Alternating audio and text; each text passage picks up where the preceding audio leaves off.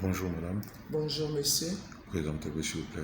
je suis madame Tano Florence, directeur du genre et de l'équité au ministère de la Femme, de la Famille et de l'Enfant.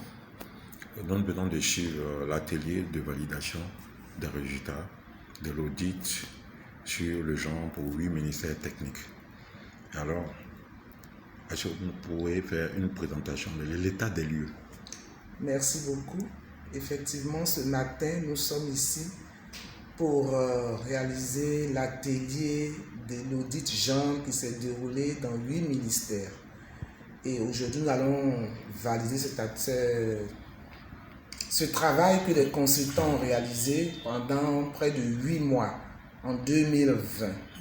Il s'agit maintenant pour les consultants de présenter ces travaux pour que tous les participants qui viennent des différents ministères qui ont été audités, il y en a 8, les ONG qui travaillent en matière de genre, mais aussi les partenaires au développement comme le PNUD, comme ONU Femmes, toutes ces structures internationales sont là pour que nous puissions échanger sur les résultats de l'audit qui a eu lieu dans les 8 ministères pour nous aider à voir tous les problèmes que la question du genre rencontre dans nos ministères.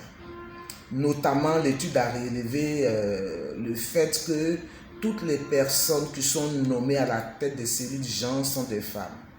Et nous ne voulons pas que la question du genre soit une question de femmes. Nous, relayer cela nous permet de regarder pour dire aux différents ministres, attention, il faut équilibrer les nominations. Autant nous demandons au ministère, aux ministres de nommer des femmes aux différents postes de décision, autant nous ne voulons pas faire de monopole sur certains postes. C'est de l'équité, ce sont des valeurs que nous voulons développer. Donc il y a ça qui est monté aussi en surface par rapport au travail d'audit qui a été mené par le cabinet Agora Consulting. La deuxième chose qui est remontée aussi en surface, c'est le fait que les cellules genre ne sont pas institutionnellement reconnues dans les organigrammes des différents ministères. C'est un travail qui va être fait et nous allons nous appuyer sur ce qui est révélé pour travailler sur cet aspect-là. Pour que les ministères mettent dans l'organigramme les cellules genre, pour qu'ils soient formels. Mais la formalisation aussi exige que les ministères aient les arrêtés de nomination des cellules genre. Ce sur quoi nous travaillons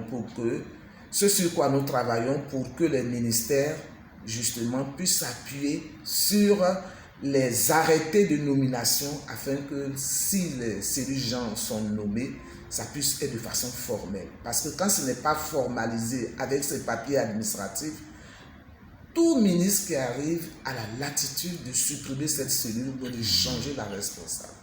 Et nous voulons que les choses soient faites dans les règles de l'art selon l'administration. Voilà en quelques mots les soucis ou du moins les pistes qui sont remontées sur lesquelles nous allons travailler. Et l'atelier vient de commencer, les échanges continuent et les recommandations vont nous montrer les pistes à emprunter pour apporter les solutions afin que nous ayons des cellules genre formelles, des cellules genre opérationnelles. Nous les installons, nous les formons, nous les coachons et il n'y a pas de raison que les cellules ne soient pas opérationnelles.